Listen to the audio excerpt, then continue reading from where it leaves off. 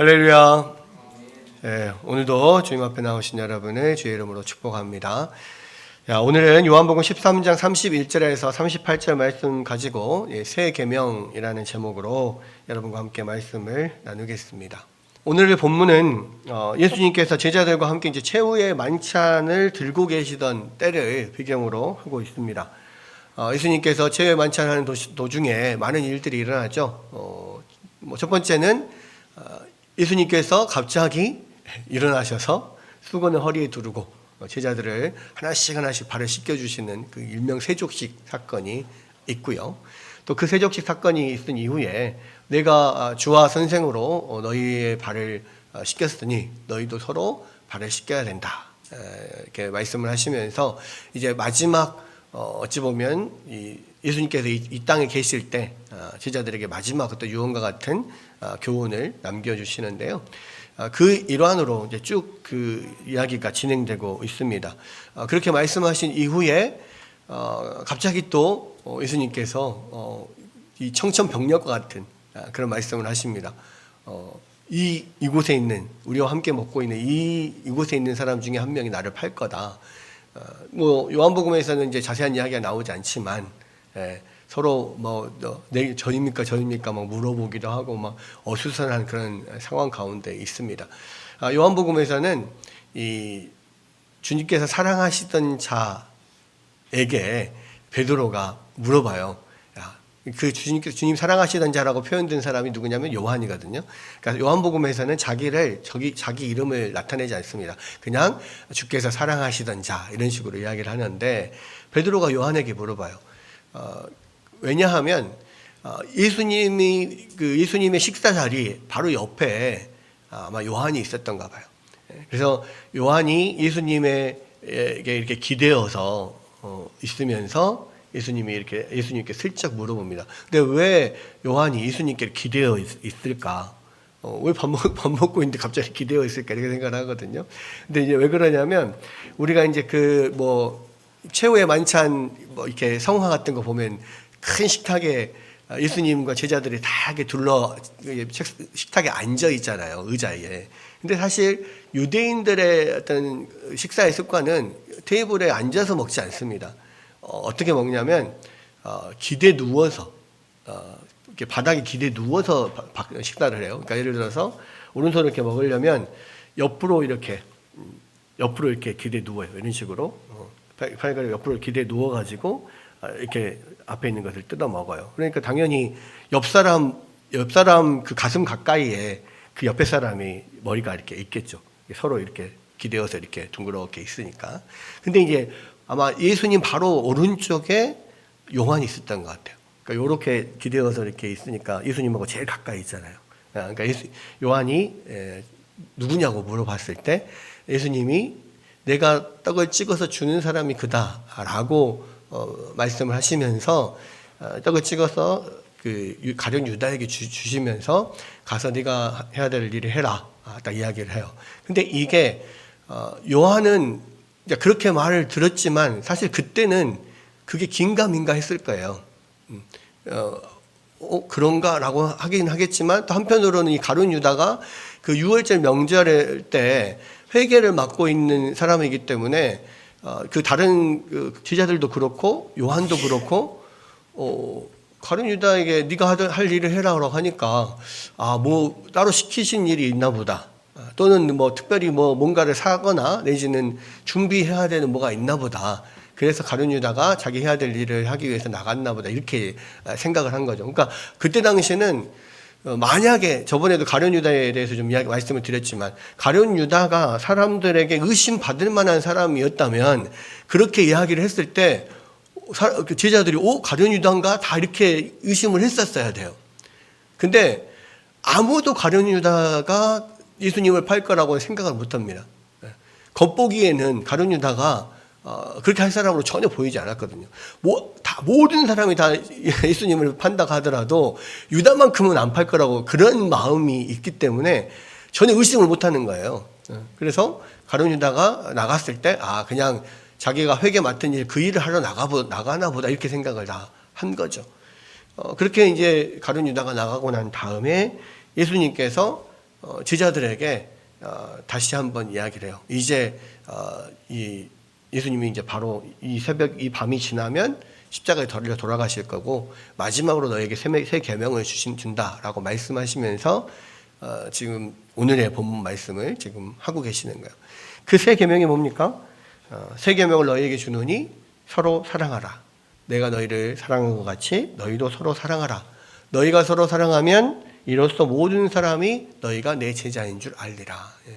그러니까 지난번에도 말씀을 드렸지만 이 말씀 새 계명, 예수님께서 마지막 유언처럼 남긴 새 계명이에요. 그래서 이 계명은 모든 예수님을 따르는 자, 예수님을 믿는 사람, 예수님의 제자라고 하는 모든 사람들이 마땅히 지켜야 될 우리에게 있어서 가장 핵심이 되고 가장 큰 계명이다 라고 할 수 있습니다. 예수님께서는 이 새 계명을 통하여서 어떤 새로운 사랑의 표준을 우리 가운데 가르쳐 주시는데요. 오늘 어떻게 사랑해야 되냐, 얼마만큼 사랑해야 되냐, 누구를 사랑해야 되냐, 이걸 좀 고민을 좀 해보려고 합니다. 하나님 예수님께서 우리 가운데 서로 사랑하라 했을 때 그 기준이 뭐냐면 내가 너희를 사랑한 것 같이요. 예수님께서 우리를 사랑한 것처럼 예수님이 우리를 사랑하신 그 사랑, 그 사랑이 어떤 사랑입니까? 무조건적인 사랑이죠. 무조건적으로. 또 십자가에 죽기까지 자기를 송두리째 내어주며 자기 희생하신 그런 사랑이에요. 무조건적인 사랑, 자기 희생적인 사랑. 또 예수님의 사랑은 한번 순간 사랑하다 끝나버리는 그런 사랑이 아닙니다.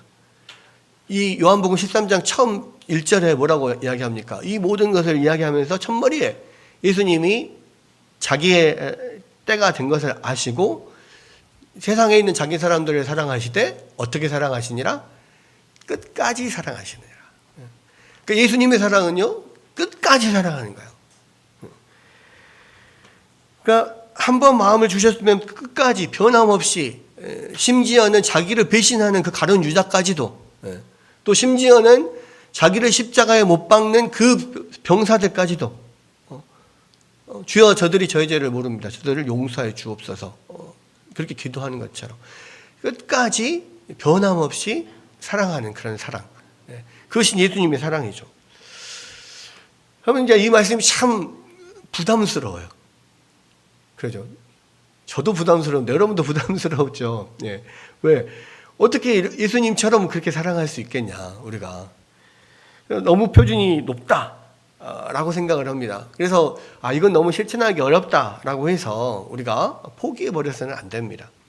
왜냐하면 예수님께서 분명히 우리에게 너희가 서로 사랑하면 이 모든 사람이 너희가 나의 제자인 줄 알 거다 이렇게 말씀을 하셨거든요.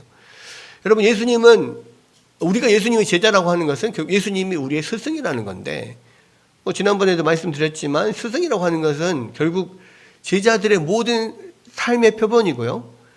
제자들은 스승의 삶을 닮아가는 것이 제자입니다. 그렇기 때문에 우리가 예수님이 이런 사랑을 행하셨고 우리에게도 그런 사랑을 행하라고 하시면 우리가 그렇게 순종하고 열심히 따라가야 돼요. 되든 안 되든 우리가 예수님께서 우리에게 완벽을 요구하시진 않습니다. 물론 마지막 절대적인 표준은 예수님 가치인데 현재 우리의 연약함도 예수님께서 아신단 말이에요. 분명한 것은 그 목표를 가지고 열심히 우리가 노력해 나아가야 된다는 거죠. 그러니까 지금 전교 꼴등을 하고 있는 아이에게 너는 전교 1등을 해라. 이건 분명히 부담스러운 이야기거든요. 그렇다고 해도 그러니까 예수님께서 옆에서 내가 도와주겠다. 너는 전교 1등 할 수 있다. 공부 열심히 해보자. 해라. 이렇게 말했을 때 내가 지금 꼴등인데요. 어떻게 1등을 합니까? 안 돼요. 이렇게 하면 될 일도 안 되죠. 제가 지금은 상황은 제가 이런데 예수님께서 하라니까 내가 한번 해보겠습니다. 열심히 주님 도와주십시오. 그렇게 해서 열심히 하면 1등, 전교 1등까지는 못하더라도 최선을 다해서 하다 보면 계속해서 올라갈 거 아니에요. 결국은 예수님께서는 하나님이시잖아요. 전교 1등을 내가 너를 만들겠다라고 하면은 어떻게 하셨는지 만들어내시는 분입니다. 우리가 할 일은 그 말씀을 믿고 열심히 공부하는 일이잖아요. 똑같은 거예요. 사실 이 사랑도 꼭 전교 꼴등에게 전교 1등을 하라고 하는 그런 요구하고 똑같아요. 우리가 느끼기에는 그런 부담을 갖습니다. 그러나 분명한 것은 예수님께서 우리가 감당할 수 없는 시험을 주시는 분이 아니거든요. 하나님께서는 우리가 감당할 수 없는 시험은 주시지 않는다라고 말씀을 하십니다. 이것도 우리가 감당할 수 있기 때문에 예수님께서 우리 가운데 계명을 주시는 거예요. 또 사실 우리의 어떤 의지와 어떤 우리의 힘으로 이것을 하려고 하면 안 됩니다. 어렵죠. 힘들어요. 그런데 예수님께서 뒤에 14장에 또 말씀하시지만 우리를 돕는 보혜사를 주신다 그랬습니다. 보혜사가 뭐냐면 돕는 자, 옆에서 돕는 자라는 뜻인데요. 그분이 바로 성령님이거든요. 예수님께서 승천하시고 나면 내가 성령을 너에게 보내겠다. 보혜사를 너에게 보내겠다. 그러면 그 성령이 너에게 임하면 예수님께서 말씀하신 모든 명령들을 너희가 충분히 감당할 수 있다. 순종할 수 있다라고 말씀을 하시는 거예요. 우리에게는 그런 우리를 돕는 성령께서 있기 때문에 우리가 예수님의 명령을 수행할 수 있는 겁니다. 우리에게 중요한 것은 무엇입니까? 그 말씀을 따르고자 하는 의지이죠. 열심히 힘들지만 열심히 노력하고 계속 주님의 그런 사랑을 닮아가고 그 사랑을 실천하려고 하는 그런 노력이 있을 때 우리가 점점 더 주님 닮은 사랑을 베풀고 그렇게 서로 나눌 수 있다라는 겁니다. 첫 번째 주님께서 말씀하신 사랑의 그 궁극적인 목표는요.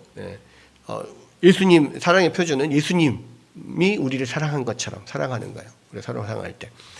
두 번째 예수님은 사랑의 대상을 정해 주셨어요. 그 사랑의 대상은 뭡니까? 서로 사랑하라. 서로 사랑하라. 이 서로라는 말은 1차적으로는 제자들 너희들 서로 이 말입니다. 그러죠? 예수님은요, 거창하게 인류를 사랑하라 이렇게 말씀하지 않으셨어요. 다른 누구를 생각하기에 앞서서 3년 동안 동고동락했던 제자들을 서로 간에 이 사랑을 실천하라 이렇게 말씀하셨습니다. 그러니까 이것은요, 오늘날 우리에게도 마찬가지예요. 주님은 우리에게 거창한 인류를 사랑하라 이렇게 말씀하지 않으셔요. 그냥 가까이 있는 형제 자매, 가족들을 사랑하라. 또 함께 예배드리는 믿음의 형제 자매들을 사랑하라. 이렇게 구체적으로 우리 옆에 곁에 있는 사람들을 사랑하라고 주님 말씀을 하시는 거예요. 자, C.S. 루이스라고 하는 유명한 기독교 작가가 이런 말을 했습니다. 남자나 여자로서의 개개인을 사랑하는 것보다 인류를 사랑한다는 거창한 타이틀을 열렬히 사랑하기 쉽다. 그러나 일반적인 면에서 모든 사람을 사랑한다는 것은 결국 아무도 사랑하지 않는 것에 대한 자기 변명일 수 있다. 모두를 사랑하는 것은 결국은요, 아무도 사랑하지 않는 것에 대한 자기 변명이라는 거예요. 상당히 많은 공감이 되는 말이고요. 제가 예전에 대학생 때 서울에서 지하철을 타고 이렇게 교회를 이렇게 주일날 가는데요. 그때는 이제 할머니를 모시고 이제 교회를 갔었습니다. 근데 교회를 가는데 지하철 안에 그때 주일이니까 사람들이 별로 없어요. 근데 어떤 젊은 남녀 둘이 저쪽 건너편 앞쪽에 건너편에 둘이 앉아서 막 큰 소리로 막 이야기를 하는데 밤새도록 술을 마시는 것 같은 느낌이에요. 술을 마시고 약간 막 이 아침에 그냥 술이 덜 깬 상황에서 약간 술주정을 하듯이 여자가 막 큰 소리로 막 이야기를 하고 막 화를 내면서 막 이야기를 하고 그리고 이제 옆에서 이 남자가 좀 말리는 그런 상황이었어요. 그런데 그 여자가 이제 막 이야기를 하는데 뭐 그때 당시에 아마도 아마 무슨 아랍 쪽에서 무슨 전쟁이든지 뭐 테러든지 뭐 여러 가지 뭐 그런 일들이 일어났었을 때였던 것 같아요. 그런데 막 그 여자가 흥분해가지고 막 그거를 이야기하면서 우리가 그러한 전쟁이 나고 테러가 나고 했을 때 우리가 가만히 있으면 안 된다 막 이러면서 약간 정의를 부르짖고 또 그들을 우리가 사랑해서 우리가 도와야 되고 어쩌고 막 소리를 막 질러가면서 이 술주정 하듯이 막 이야기를 하는 거예요. 그리고 남자들이 그렇게 남자가 옆에서 막 말리고 막 이런 상황을 이렇게 쭉 보면서 이 말씀이 생각이 나더라고요. 그러니까 모르겠어요. 그러니까 이 여자분은 거창하게 막 전 세계적인 사랑, 또 전 세계적인 도움과 세계적인 정의 막 이렇게 막 그것을 떠들고 있는데 그 술 취한 여자가 그렇게 말하는 것이 그렇게 큰 소리로 세계적인 사랑과 세계적인 정의를 떠드는 것이 얼마나 의미 있는 일인가. 그렇게 세계적인 사랑과 세계적인 정의를 떠드는 것으로서 얼마나 정의를 실현할 수 있고 얼마나 사랑을 실천할 수 있나 이런 생각이 들더라고요. 그래서 자기는 세계적인 거 왜 해? 그냥 지금 당장 자기 삶에서 그렇게 정의를 또 추구하고 사랑을 실천하고 있나? 약간 이런 생각이 드는 거예요. 그래서 말로만 막 떠드는 것 같다는 느낌을 받았어요. 그러면서 이 생각을 하게 되는 게 그렇구나. 전 세계적인 사랑, 전 세계적인 정의를 떠드는 것은 결국은 거기에 대한 자기 행동에 아무런 책임이 없는 거예요. 내가 옆 사람을 이렇게 사랑하지 못하고 내가 지금 내가 있는 곳에서 어떤 정의에 대해서 눈 감고 있는 것은 자기가 책임을 져야 되는 상황이잖아요. 근데 세계적인 사랑, 세계적인 정의에 대해서는 아무리 목소리를 높여서 말해도요, 그건 자기 책임이 없거든. 그런 느낌이 들더라고요. 그렇구나. 그래서 전 세계적인 사랑, 거창한 세계적 인류의 사랑, 거창한 인류의 정의, 이거는 자기하고는 아무런 관계가 없는 거구나. 그러니까 그렇게 쉽게 말할 수 있구나. 이런 생각이 들었어요. 예수님께서도 마찬가지입니다. 구체적인 책임을 전하는 거예요. 우리에게 사랑의 책임을 예수님께서 주셨어요. 어떻게? 누구를? 어떻게? 예수님처럼 누구를? 네 주위의 사람을, 네 옆에 사람을. 그래야만 분명한 자기가 거기에 대한 책임이 있고 책임을 져야 되는 거거든요. 여러분 그런 면이 바로 예수님께서 우리 가운데 요구하시는 겁니다. 그래서 너희끼리 서로 사랑하라고 말하고 있는 거예요. 물론 그 이야기는 너희끼리만 사랑하고 너희 공동체를 벗어나서는 사랑하지 말라는 말은 아니에요. 사랑은 확장성이 있습니다. 그렇죠. 우리 공동체 안에서 서로 사랑하면요, 그 서로 사랑하는 것을 다른 사람들이 안다 그랬잖아요. 너희가 내 제자인 줄 알리라. 안다는 것은 무엇입니까? 그 사랑이 어떤 확장성을 갖고 퍼져나가는 거예요. 우리 안에서 먼저 사랑이 서로 실천되고 이루어지지 않으면 그 사랑이 확장될 수 없어요. 우리가 서로 사랑하지도 못하면서 우리 밖에를 어떻게 사랑하겠습니까? 유교에서도 수신제가 지국평천하 이야기 하잖아요. 먼저 자기 몸을 닦고, 또 가정을 다스리고, 이 나라를, 그 다음에 나라를 다스릴 수 있고, 천하를 다스릴 수 있다. 자기에서부터 자기 가정 그리고 자기 공동체 계속해서 퍼져나가는 거거든요. 예수님께서 서로 사랑하라고 하는 것은 결국 이 안에서 서로 사랑하면서 그것이 점점점 퍼져나가도록 그렇게 예수님께서 말씀하신 거라는 겁니다. 그래서 예수님께서 주신 새 계명 사랑하라의 두 가지. 첫 번째는 이 사랑의 어떤 표준이 뭐냐, 기준이 뭐냐, 예수님의 사랑이고요. 두 번째 대상은 누구냐? 서로 사랑하라. 예요. 근데 여기에는 구체적으로 그럼 어떻게 사랑할 거냐? 구체적인 내용들은 기록이 되어 있지 않습니다. 근데 한번 어떻게 사랑해야 되지? 사랑하는 게 뭐지? 우리가 구체적으로 생각할 필요가 있는데요. 성경에 사랑에 대해서 가장 구체적으로 말하고 있는 성경이 있습니다. 우리가 잘 아는 일명 사랑장이라고 하는, 고린도전서 13장에 보면 사랑은 무엇이다 이렇게 지금 쭉 설명해 놓은 게 있거든요. 그러니까 그것을 보면 우리가 어떻게 사랑해야 되는가를 알 수가 있어요. 물론 오늘 이 시간에 그것을 싹 다 살펴볼 수는 없습니다. 앞부분 몇 개만 일단은 구체적인 예로서 한번 살펴보려고 하는데요. 이 13장 사랑장에 가장 먼저 나오는 사랑은 뭐라고 되어 있어요? 사랑은 오래 참고. 사랑은 오래 참는 거다라는 거예요.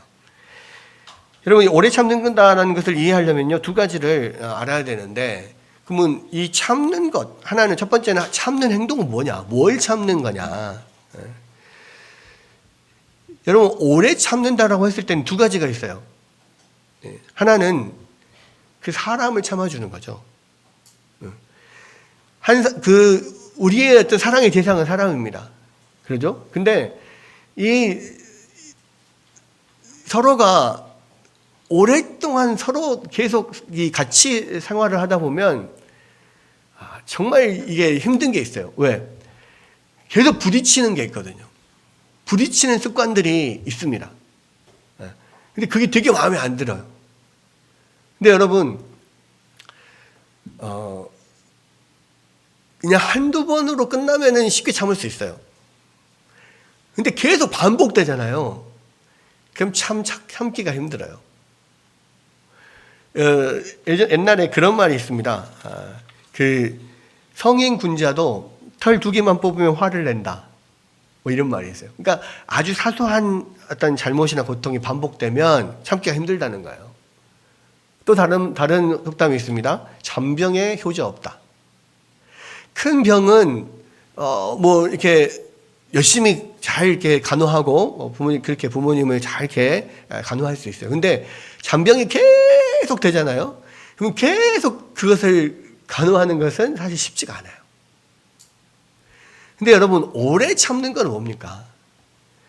결국 그런 것들을 참아주는 거예요. 서로가 서로에게 계속 거슬리고 계속 힘들게 하는 것들이 있어요. 그것을 참아주는 겁니다. 그냥 그 사람의 특성을 이해해 주는 거죠. 물론 서로가 사랑은 오래 참는 거라는데 왜 너 안 참아주냐, 이렇게 마치 자기가 무슨 권리가 있는 것처럼 그렇게 말을 하면 안 돼요. 분명히 내가 하는 행동이 다른 사람들에게 계속 피해를 주고 있는데 그것을 계속 이것 좀 고쳐달라고 이야기를 했을 때 분명히 그러면 다른 사람 피해가 주고 있으면 그것을 고치는 것이 맞아요. 고쳐야 돼요. 그러나 고칠 수 있는 것은 고치려고 노력을 하되 정말 고치기 힘든 것들이 있어요. 그런 것들 어떻습니까? 인정하고 참아주는 면도 필요한 거예요. 물론 참을 수 없잖아요. 참을 수 없으면 해결책을 제시하면 됩니다.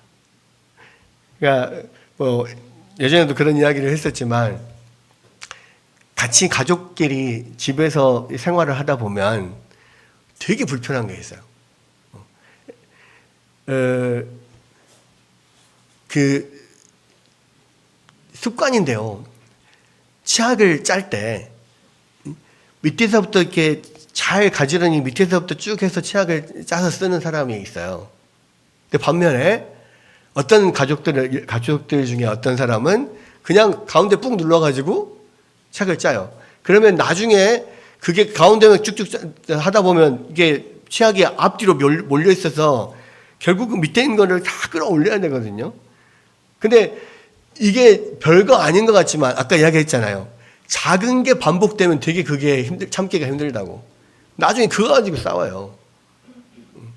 그러니까 그래서 저도 밑에서부터 쭉 계속해서 밑에서부터 쭉 짜는 습관을 갖고 있습니다. 그 가운데 이렇게 눌려 있는 거를 잘 못 봐요. 그러면 가운데 눌러 짜는 사람들은 그냥 아무렇게 짜면 되지만 밑에서 짜는 사람들은 그거 맨날 끌어올려야 되거든. 그러니까 힘들어요. 그래서 이제 그것 때문에 서로 이제 좀 이게 서로 이야기가 좀 됐는데 결국에는 한번 생각해 보니까요. 그건 해결할 수 있겠더라고. 왜요? 그 밑에 그 치약 짜는 그 치약 감개 뭐 이런 거 있잖아요. 그거를 해놓으면 그냥 이렇게 돌려놓으면은 아무리 가운데서 짜도 밑으로 안 내려와요. 그러니까 그렇게 해서 해결하면 됩니다. 정 이게 습관이 안 고쳐지면 해결하면 돼요. 근데 그런 거는 뭐 해결하면 되는데, 예를 들어서. 근데 진짜 해결 안 되는, 정말 이게 성격적으로 이게 정말 이게 해결 안 되는 것도 있어요. 그럼 어떻게 합니까? 고칠 수 있는 건 고칠 수 있어요. 못 고치는 거 어떡하냐고. 참아줘야 됩니다. 오래 참아요. 그러면 어떻게 참아야 되냐? 그러니까 근데 그게 사랑이라는 거예요. 오래 참아주는 게 참아주는 게 사랑이라는 거예요. 그러니까 사랑은요, 시시비비를 가리는 게 아니에요. 네가 많이 내가 많이가 아니야. 내가 생각했을 때는 밑에서부터 짜는 게 맞아요. 근데 치약을 가운데서 짜는 사람은 효율성의 문제다. 굳이 밑에서부터 짜야 되냐? 가운데 짜고 나중에 또 못 짜겠으면 밑에서 올리면 되는 거지. 굳이 맨날 그렇게 해야 되냐? 약간 이렇게 생각할 수 있어요. 그러니까 시시비비의 문제, 그냥 시비를 가리려고 하면은 안 끝나요. 사랑은요, 시비를 가리는 게 아니고요, 그냥 참아주는 거예요. 그게 사랑이에요. 그래서 막 화가 나잖아요. 계속 작은 게 반복돼서 화가 났을 때 화를 내기보다는 내가 참아주는 것이, 이거 참는 것이 사랑이다. 사랑한다. 사랑한다. 이러면서 사랑합니다. 이러면서 참아주는 거예요. 근데 여기서는 그냥 참는 게 아니라요, 오래 참는다 그랬잖아요. 오래 참는다. 예전에 제가 그 대학교 때 어떤 그 교회를 갔었습니다. 그냥 제가 섬기던 교회가 아니라 그냥 다른 교회에 한번 가게 됐는데, 그때 딱 갔는데 그 교회 목사님이 그런 설교를 하시는데 그게 되게 인상이 남았어요. 뭐냐면 용서에 관한 말씀이셨어요. 용서에 관한 말씀이신데 딱 그렇게 이야기한 거예요. 여러분 자녀들이 뭔가를 잘못했을 때, 여러분 부모님들 자녀들을 혼내면서 여러분 그런 말씀 하시죠. 이번 용서해주면 5번째 용서해 주는 거야. 이렇게 말씀하시죠. 여러분, 그러면 여러분 5번 다 용서 안 한 겁니다. 용서는 하고 잊어버리는 거예요.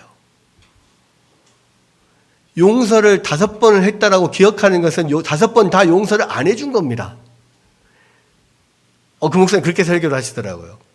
제가 되게 마음에 그렇구나, 그 생각을 했어요. 여러분, 용서도 마찬가지고요, 참는 것도 마찬가지예요. 5번, 10번, 많이 10번 참으면 많이 참았다. 우리가 일명 3-4번 있잖아요. 3-4번. 3-4번 이상 참으면 많이 참는 거야. 이렇게 생각하잖아요. 아니에요. 오래 참는 것은요, 끝까지 참는 겁니다. 그러니까 그 표준이 예수님이잖아요. 예수님이 오래 참았어요. 어떻게 오래 참았습니까? 끝까지 참은 거예요. 마지막 십자가에 달려서 돌아가실 때까지, 그 십자가 위에서 그 조롱을 당하는, 멸시를 당하는 그 순간까지 끝까지 참으신 거예요. 그게 예수님이 우리 가운데 원하시는 사랑입니다. 여러분, 그래서요, 쉽지 않아요. 끝까지 사랑하는 거, 오래 참는 거 쉽지 않아요. 그런데 적어도 우리 마음에는 그게 있어야 돼요. 내가 화가 날 때, 반복되는 어떤 일에 대해서, 또 반복되는 잘못에 대해서 화가 날 때, 참는 것이 사랑하는 거다. 내가 당신을 사랑합니다. 내가 너를 사랑한다. 그 마음으로 끝까지 참는 거예요. 참아주는 거예요. 쉽진 않지만, 그러나 사랑이 뭐냐라고 말했을 때 가장 먼저 나온 것이 오래 참는 거예요. 그리고 그 사랑장 마지막 끝에 나온 것은, 사랑은 모든 것을 참고 모든 것을 견디며 모든 것을 바란다 그랬잖아요. 사랑의 시작은 오래 참는 것이고요, 사랑의 끝은 끝까지 견디는 거예요. 그런 의미에서 이 참는다는 것이 우리가 어떻게 사랑할 거냐에 대해서 굉장히 중요하구나. 못 참을 순간이 오면 다시 한번 이 말씀을 생각하십시오. 그리고 예수님처럼 끝까지 오래 참는 훈련들을 여러분들 하시면 좋을 것 같습니다. 두 번째 우리가 생각해 볼 게 사랑은 온유하다 그랬어요. 온유하다. 세 가지만 보려고 합니다. 오늘은 세 가지만 보는데요. 두 번째는 온유하다. 온유하다는 건 뭐예요? 혈기를 부리지 않고 부드럽게 대하는 거예요. 그러니까 다른 사람을 대할 때 사납고 거칠게 대하지 않고 부드럽게 대하는 거. 이게 이 온유의 어떤 온유하다라고 하는 그 어원의 그 어떤 어원의 그 어떤 단어가 어떤 쿠션이라고 하는 뜻이기 때문에 쿠션. 뭐냐? 여러분 쿠션은 뭐냐면 받아주는 거잖아요. 예를 들어서 이 컵이 유리컵이 있습니다. 뭐 이런 사기컵도 마찬가지. 이거를 시멘트 바닥에다가 떨어뜨리면 어떻게 될까요? 100% 깨지겠죠. 근데 이거를 침대 위에다 떨어뜨리면 어떨까요? 안 깨집니다. 왜 그럴까요? 쿠션이 있으니까. 쿠션이 이것을 받아주니까. 부드럽게 받아주잖아요. 그래서 온유하다는 것은 사람을 대할 때 내가 쿠션이다 생각하고 받는 거예요. 아무리 거칠게 던져도, 세게 뭔가를 던져도 내가 쿠션이다 생각하고 이렇게 받아주는 거예요. 이게 온유한 거랍니다. 여러분, 사람 사이에 온유한 것이 나오는 것은 뭐냐면, 보통은 거친 말이나 행동이 이렇게 사람들이 올 때, 거친 말이나 행동을 할 때 그것을 부드럽게 받아주는 거예요. 거기에 대해서 화내거나 분노하거나 뭐 그렇게 하지 않고 이렇게 받아주는 거. 그게 참 그냥 한번 그렇게 딱 부드럽게 받아주잖아요. 아무리 거칠게 딱 말을 해도요. 한쪽에서 그것을 부드럽게 딱 받잖아요. 그러면 그 거칠게 말하는 마음이 순간에 확 식어요. 그런데 그것을 거칠게 말을 딱 던졌잖아요. 근데 여기에서 그것을 딱딱하게 탁 받아치잖아요. 그러면 서로가 마음의 감정이 더 격해지게 됩니다. 그러면서 싸움이 되고 다툼이 생기는 거거든요. 사랑이 온유하다는 것은 그렇게 아무리 거칠게 해도 이것을 그냥 쿠션처럼 받아주는 겁니다. 일단 이게 되잖아요. 싸울 일이 별로 없어요. 서로 화평한 그런 가운데가 돼요. 이 온유한 사람이 피스메이커가 되는 겁니다. 어떤 자극이 던져졌을 때 거기에 내가 거칠게 똑같이 반응하지 않는 것. 근데 이런 면에서 저도 사실은 나름 온유하다라고 생각을 했거든요. 성격이. 근데 온유하지 않더라고. 온유하지 않아. 그냥 평소에는 순한 것 같지만, 온유한 것 같지만, 어떤 내가 생각했을 때 자기가 가진 선이 있어요.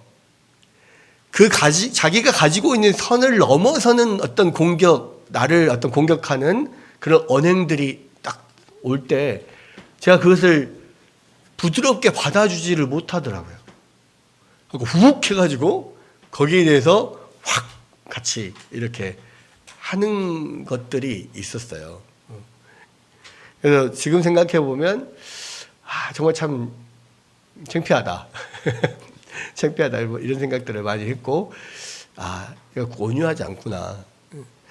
성격이 그냥 좀 유순하다고 해서 다 온유하진 않은 것 같아요. 근데 분명한 것은 뭐냐면 이것도 그냥 천성적으로 그렇게 온유한 한 사람이 순한 사람이 그냥 온유하게 되는 게 아니에요. 어떤 그 삶에서의 훈련이 필요한 거거든요. 온유라고 하는 게 그 말의 어원에 어떤 의미가 있냐면 길들여진 말 이런 의미가 있습니다. 길들여진 말. 원래 야생마는 엄청 막 이 통제가 안 되잖아요. 근데 온유는 뭐냐? 온유한 것은 그것이 말이 길들여져서 통제가 되는 걸 말하거든요. 그렇다면은 원래 우리의 어떤 성품의 문제가 아니란 말이에요.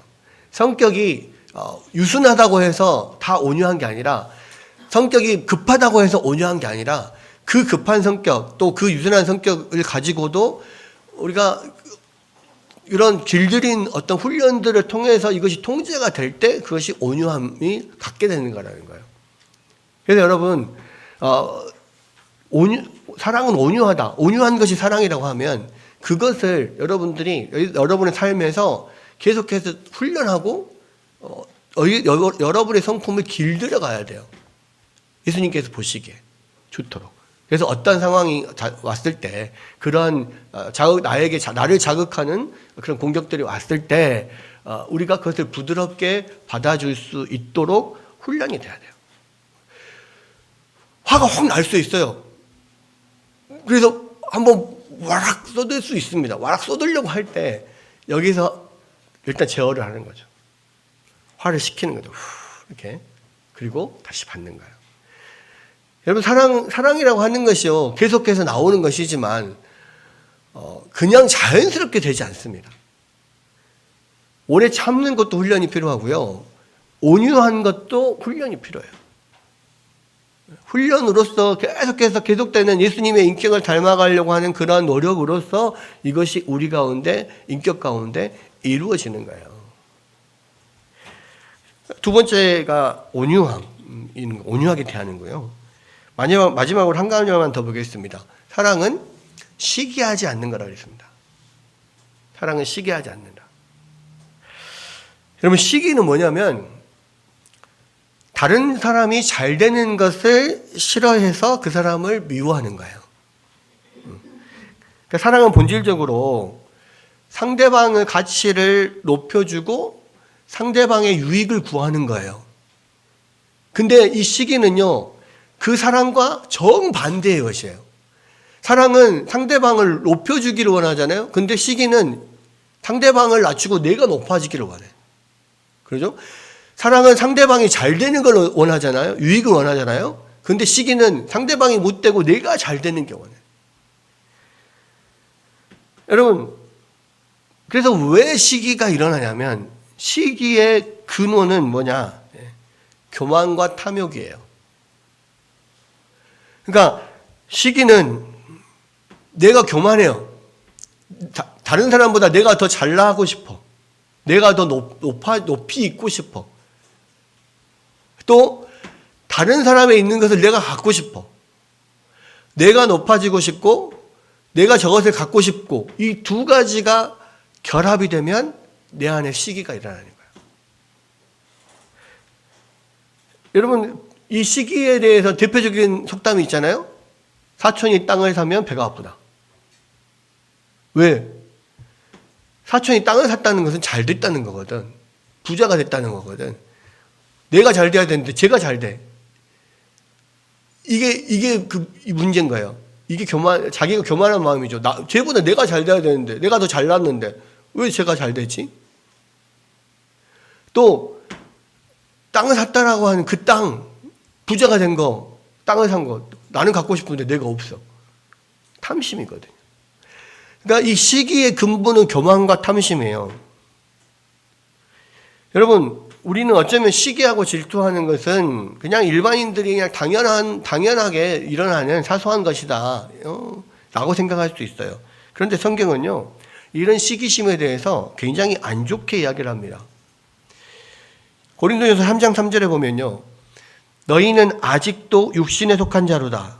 너희 가운데 시기와 분쟁이 있으니 어찌 육신에 속하여 사람을 따라 행함이 아니리요. 이렇게 이야기해요. 또 야고보서 3장 14절 16절을 보면 그러나 너희 마음속에 독한 시기와 다툼이 있으면 자랑하지 마라. 진리를 거슬러 거짓말하지 말라. 이러한 지혜는 위로부터 내려온 것이 아니요 땅 위의 것이요 정욕의 것이요 귀신의 것이니 시기와 다툼이 있는 곳에는 혼란과 모든 악한 일이 있음이라. 뭐라고 합니까? 시기와 다툼이 있는 곳에는 혼란과 모든 악함이 있대요. 그러니까 시기가 질투하고 시기하고 이게 잘났네 이렇게 하는 것이요, 아무것도 아닌 것 같지만요, 예수님께서 우리 가운데 하라고 하신 그 사랑을 정면으로 정반대로 행하는 것이 시기와 질투예요. 네가 나보다 남을 더 낮게 여기라 한 게 예수님의 말씀이잖아요. 근데 시기는 남보다 나를 낮게 여겨요. 남이 잘 되는 걸 못 봐. 그러니까 예수님이 말하는 사랑에 완전히 반대인 거죠. 다른 사람이 잘 되는 것을, 형제 자매를 서로 잘 되는 것을 서로 박수 쳐주고 좋아해 줘야 돼요. 그게 예수님이 말씀하시는 서로 사랑하는 거예요. 진심으로 좋아해 주는 거. 와, 정말 잘했다. 오, 잘됐다. 오, 너무너무 잘됐다. 근데 여러분, 이것을 위해서는요, 정말로 진심으로 여러분 다른 사람들이 잘 되는 것을 정말 진심으로 축하해 줄 수 있어야 돼요. 진심으로 축하해 주려고 노력해야 돼요.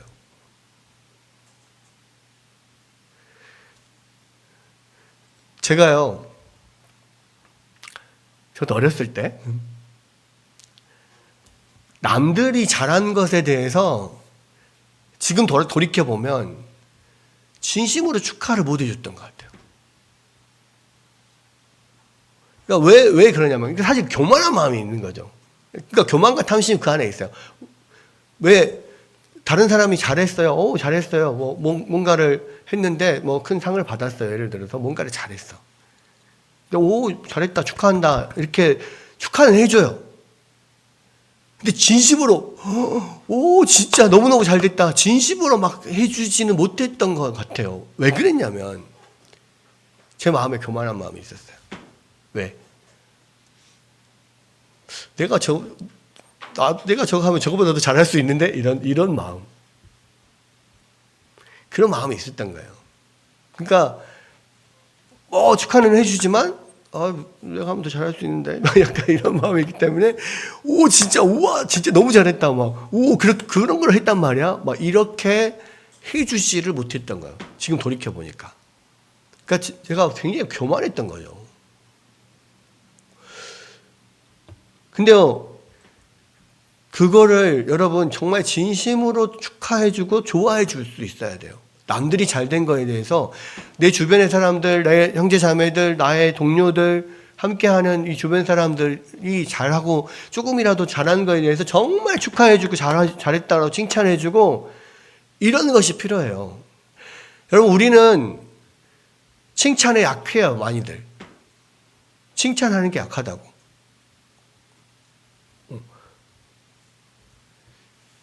자녀들이 뭔가를 잘했을 때도요, 정말 진심으로 잘했다 축하해주고 격려해주고 막 해줘야 돼요. 근데 부모들 중에 예를 들어 자기가 예전에 공부를 잘했잖아요. 그러면은 자녀들이 아무리 공부를 잘하고 성적이 좋아도요, 막 그렇게 축하 못 해줘요. 왜? 나는 옛날에 더 잘했는데 왜 이거밖에 못하지? 이렇게 생각한단 말이에요. 그잖아요. 근데 그게 아닌 거예요. 그러니까 여러분, 그거는 자기 마음이 교만한 거예요. 심지어 자녀에 대해서도 자기가 교만한 거예요. 이 시기는요, 정말 다른 사람들이 잘하고 잘된 거에 대해서 진심으로 축하해주고 좋아해줄 때 이게 시기가 치유되고 없어지는 거예요. 예수님께서 우리 가운데 원하시는 건 서로 그런 거라고. 그렇게 됐을 때 정말 진심으로 좋아해 주잖아요. 그러면은 그 시기하고 질투하는 그런 게 싹 다 없어집니다.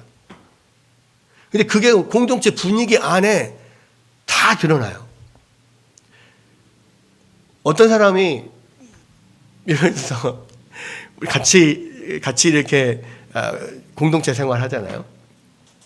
예전에 제가 어느 교회 이렇게 정경 수련회를 함께 제가 참석을 한 적이 있는데, 그 안에 그 분위기가 너무 좋았어요. 정말 사랑이 넘치는 분위기였어요. 왜 그랬냐면, 거기에 서로 앞에서 찬양 인도를 하시는 집사님, 또, 식당 봉사를 하시는 집사님, 여러 가지 자기 맡은 일들을 하시는 집사님들, 서로 전교인 이렇게 수련이니까, 또 맡은 일이 있잖아요.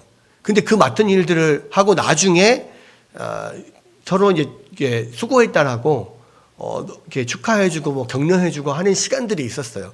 그런데 그때 이렇게 한 명 한 명 이런 분을 하신 분 이렇게 했습니다라고 했을 때 엄청 막 축하해주고 정말 너무 잘했다고 하고 막 이렇게 해주는데요. 그게 전혀 그 안에 어떤 가식이라고 느껴지지 않고 정말로 서로가 너무너무 서로 잘했다고 칭찬해주고 뭐 이렇게 아껴주고 축하해주는 그런 분위기가 그 안에서 너무 그게 느껴지니까 와, 정말 여기는 정말 사랑이 충만한 곳이구나. 그런 걸 느꼈거든요. 여러분, 공동체 안에서요, 한 사람 한 사람이 다른 사람의 일을 정말 진심으로 좋아해주고 축하해주고 그렇게 할 때 진정으로 그 안이 정말 사랑이 넘치는 공동체가 되더라는 거예요. 여러분, 오늘 구체적으로 그러면 우리가 서로 어떻게 사랑할 거냐에 대해서 뭐 고린도전서 13장 23가지만 지금 봤는데 그 뒤에 많은 내용들이 있습니다. 고린도전서 13장에. 근데 한번 그것을 주의 깊게 여러분 보세요. 어떻게 우리가 하는 것이 서로 사랑하는 건가? 오래 참는 거, 온유한 거, 시기하지 않는 거. 오늘 3가지만 봤지만요. 이거를 주님의 뜻대로 하려면 쉽지 않아요. 근데 우리가 할 수 있는 것은 우리의 의지로 이걸 다 할 수 있는 게 아니라 성령님이 도우시니까. 우리가 성령님께 의지하고 우리가 안 되는 부분을 계속 성령님께 의지하고 기도하면서 하나씩 실천해 나가고 훈련해 나갈 때 결국은 성령께서 우리를 도우셔서 우리가 예수님께서 원하시는 그러한 인격의 수준에 이르러 가고 우리가 서로 그렇게 사랑하는 사랑이 넘치는 그런 공동체가 되어 갈 수 있다라고 하는 겁니다. 여러분, 사랑은요, 연습이 필요해요. 훈련이 필요해요. 많은 사람들이, 이 세상 사람들은 사랑은 그냥 저절로 생기는 감정이라고 생각합니다. 그렇죠? 근데 사랑은 만약에 서로 감정이 저절로 생기는 감정이라고 하면, 사랑이라고 하는 것이 저절로 생기는 감정이라고 한다면 예수님이 우리에게 사랑하라고 명령하지를 못해요. 아니, 마음이 안 생기는데 어떻게 사랑합니까? 이렇게 되거든요. 근데 사랑은 그냥 저절로 생기는 감정이 아니라 훈련으로 되어지는 우리의 인격인 거예요. 예수님이 하셨던 그 방식대로 예수님의 어떤 표준에 이르도록 우리가 하나씩 열심히 훈련해 나갈 때 안 되는 것들을 가지고 성령님께 기도하면서 계속해서 그것들을 훈련해 나갈 때 오래 참는 훈련, 온유하게 대하는 훈련, 또 그 시기하지 않고 오히려 기뻐하고 즐거워해주고 축하해주고 남이 나보다 잘하는 것을 정말 좋아해주는 이런 훈련들이 계속 지속될 때 우리가 서로 사랑의 사람이 되고 우리 공동체가 사랑의 공동체가 될 수 있는 거라는 겁니다. 여러분, 이 말씀을 생각하면서 여러분 한 주 동안 또 앞으로도 계속해서 여러분의 삶에서 이런 사랑을 좀 실천해 보십시오. 가장 가까운 가족에서부터 또 우리 공동체, 또 직장 동료들, 그러한 사랑을 여러분들이 실천해 나갈 때 세상 사람들이 저 사람은 정말 예수 믿는 사람이구나, 저 사람은 정말 예수님의 제자구나, 이렇게 알게 되고 우리 공동체에 그런 사랑이 넘쳐날 때 우리 공동체가 예수님의 제자 공동체구나, 많은 사람들이 알게 될 거라는 거예요. 그런 은혜가 여러분 가운데 충만하기를 주의 이름으로 축원합니다.